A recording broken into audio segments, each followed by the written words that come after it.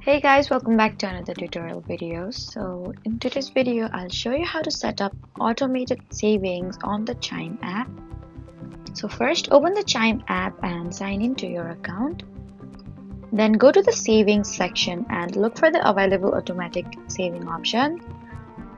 Then depending on your account, you may see features that automatically move money into savings based on your spending or deposits.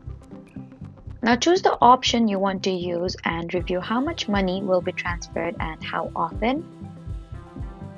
Then follow the on-screen instruction to enable the feature.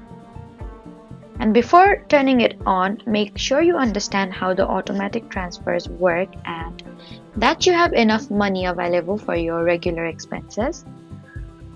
Then you can return to the savings settings later if you want to change or turn off the automatic saving feature. So that was how to set up automated savings on Chime. Please do not forget to like, comment, and subscribe for more helpful tutorials. Thank you for watching.